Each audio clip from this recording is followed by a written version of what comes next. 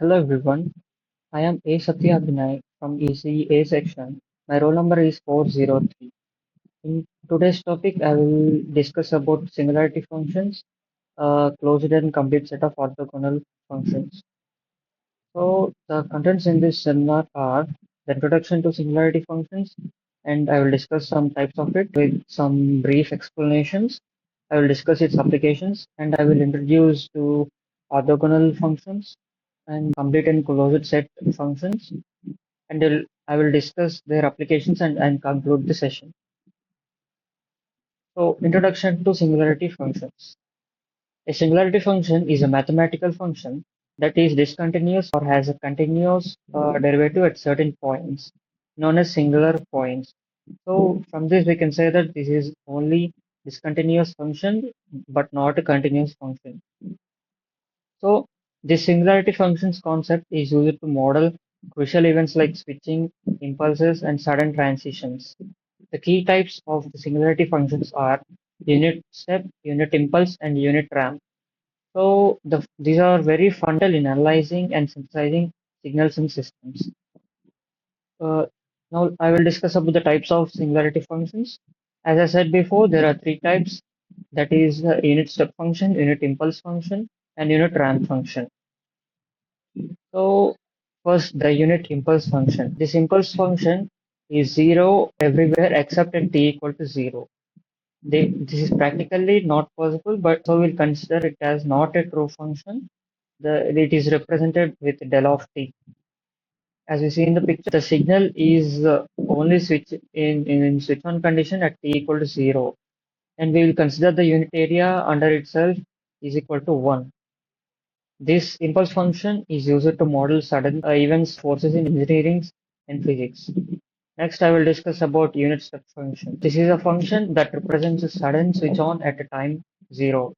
As we see in the picture, until t equal to 0, the signal remains in switch off position. At t equal to 0, the switch will be on. So it will be represented 1 at for t greater than 0 and 0 for t less than 0. Now unit ramp function. This is a linearly increasing function from 0. As we see in the picture, we can say that this is a linearly increasing function, and it will be 0 for t less than 0 and a t for t greater than or equal to 0. So we can say that this path is based on the time. So these two functions are often used in control systems. Next, I will discuss about the relation between these three signals. Here is the relation between unit ramp, unit step, and impulse functions. The relation between unit ramp and unit step is the unit ramp is obtained. The unit ramp is obtained when we integrate unit step signal. Similarly, the unit step is obtained when we integrate unit impulse signal. Equivalently, the derivative relationships. Instead of integrals, we will discuss about derivative relationships. Those are when we derivate ramp signal, we will get a unit step, and when we derivate a unit step, we will get the impulse signal.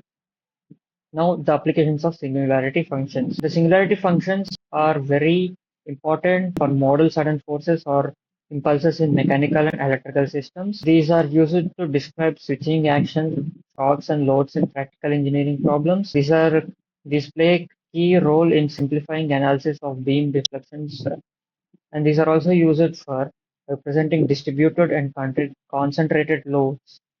So these are the applications of singularity functions.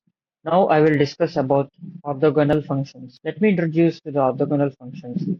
These are the functions. No, the Some functions are called orthogonal if their inner product, that means integral of product, is zero over a specific interval of time. When this condition is satisfied, then we can call the functions as orthogonal functions.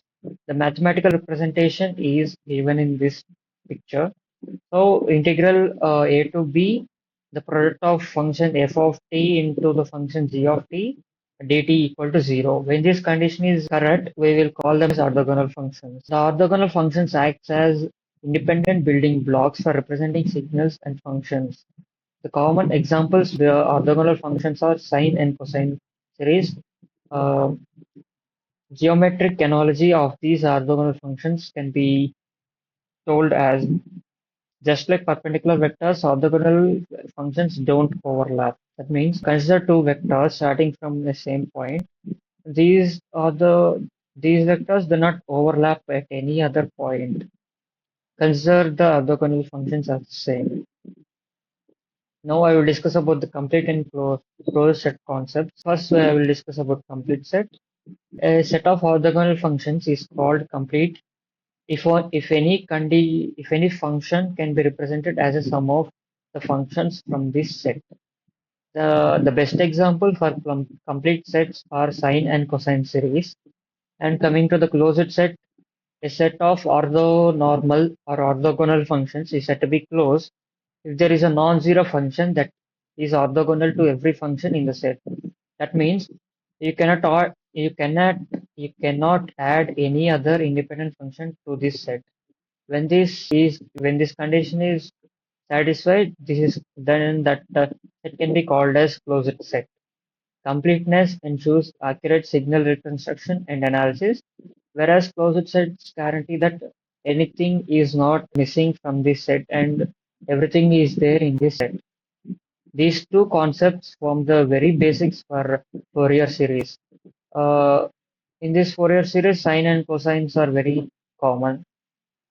Now I will discuss about the applications of orthogonal functions.